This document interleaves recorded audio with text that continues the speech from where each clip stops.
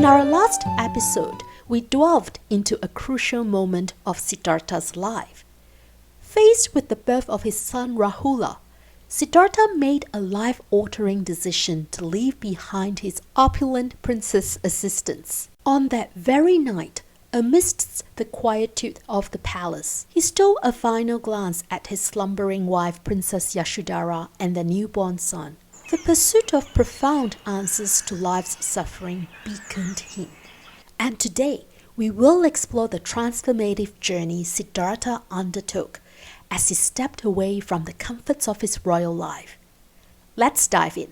Amidst the stillness of the night, Prince Siddhartha sought out his trusted charioteer and friend Channa. Siddhartha's decision to renounce his royal life was a revelation that burdened Channa's loyal heart. Despite the clear threat of retribution for assisting the prince's escape, Channa, undeterred, courageously saddled the white steed Kandaka. The risk of defying King Shuddhodana's aspirations for his son loomed large. Ancient kings could execute anyone who dared to defy their will. Anxiety gripped Channa, causing him to unwittingly over-tighten the saddle, and Kandaka's name pierced the silence of the night. Unseen to mortal eyes, devas, divine male entities or deities, worked tirelessly to ensure Siddhartha's path remained clear, and Kandaka's name did not alert anyone to their daring escape. Just before departure, Vasavati Mara, the god of worldly desires, appeared before Siddhartha to tempt him. Siddhartha, if you remain in the palace, you will become a universal monarch who rules the world. Yet Siddhartha's determination was steadfast, and his goal was clear. He only sought an end to suffering for all beings. Mara, I already know that I will be a universal monarch if I choose to stay, but secular gains no longer interest me. I shall unravel the way to cease suffering for the benefit of all beings. Therefore, Mara, be gone. With that strong resolution, Siddhartha mounted Kantaka and rode away. As Siddhartha left Kapalivastu, he briefly contemplated a final glance at his homeland. Ultimately, he resisted the urge and refrained from looking back. This location was later named Kandaka Nivatana, marked by a stupa, to commemorate his unwavering determination. Riding non-stop, Siddhartha bypassed the land of Shakya, Koliya, and Mala to arrive at the river Anoma. Upon Siddhartha's urging, Kandaka leaped over the river to land on the other shore. This momentous feat symbolized the crossing from the circular world to the shore of spirituality. Thus, a new chapter in Siddhartha's life began.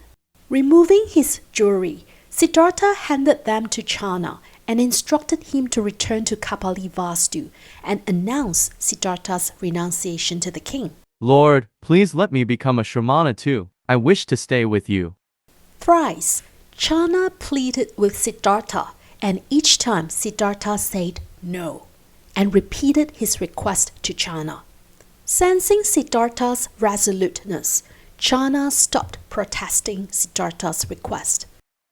With solemn determination, Siddhartha took up his sword and severed his long hair, leaving only the length of 2 finger breadth atop his head. The hair on his head miraculously curled clockwise and remained thus throughout his life. With a swift motion, Siddhartha tossed his severed hair into the air, and another miracle occurred. The hair remained suspended in the air, and Saka, the king of Traya's Trimsa heaven, promptly collected that hair and enshrined it in a stupa in his heavenly abode. At that moment, Siddhartha was approached by an old man who appeared from nowhere. He offered the requisites and robes of a Shramana to Siddhartha. Upon seeing Siddhartha's new Shramana appearance, Channa finally accepted Siddhartha's new identity and purpose in life. He reluctantly led Kandaka away with heavy footsteps. And so, at the age of 29, a prince became a seeker of truth. It was something unheard of and would be praised for generations to come. Hello, fellow wisdom seekers. Today, we will explore the realm of renunciation, a concept frequently linked with Buddhism. Don't worry, it's not as intimidating as it may seem.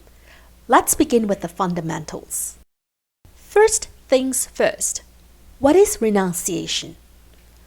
According to the dictionary, it's the formal rejection of something, typically a belief, claim, or course of action, and even our way of living.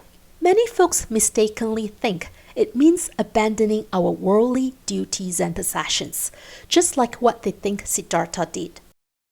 Imagine this, letting go of all your belongings, quitting your job, and perhaps bidding farewell to your favorite pizza place. Sounds daunting, doesn't it? No wonder people feel a bit apprehensive about renunciation. Hey, but fear not, because renunciation is not just about losing everything.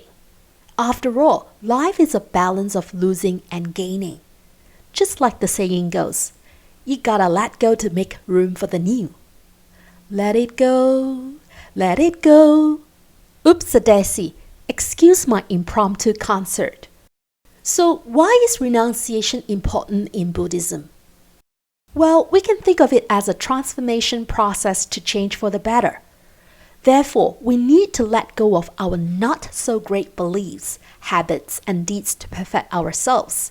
For example, transforming ourselves into a couch potato, maybe? Remember Siddhartha? He had to renounce his luxurious palace life to focus on spiritual goals. Renunciation in this context is about reprioritizing our lives. But does practicing renunciation mean you have to become a monk, a nun, or adopt a monk-like or nun-like lifestyle? Well, yes and no. Yes, if you're talking about becoming just like Siddhartha. But hey, it's the inner quality of refocusing your life for enlightenment that matters. And you know what? We have the option to decide how we want to practice renunciation. For example, instead of 8 hours of Netflix, can we decide that 4 is enough? Without the right attitude, becoming a monk or a nun is just about wearing cool robes and taking self-important temple selfies. Unlike pre-Buddhist asceticism, Buddhist renunciation is not about rejecting the world as impure. It's about reprioritizing. You can be fully engaged in the world and still practice renunciation. It's more about how you manage your time, priorities, and mind. And there you go, an enjoyable exploration of renunciation in Buddhism. Do keep in mind, renunciation in Buddhism is not about relinquishing everything, but about reshuffling priorities for a more enlightened and fulfilling life. Before we go, don't overlook the opportunity to hit that subscribe button. Throw us a thumbs up and share this with the people you care about. Until next time, may your journey be filled with joy, compassion, and a touch of renunciation. See ya soon.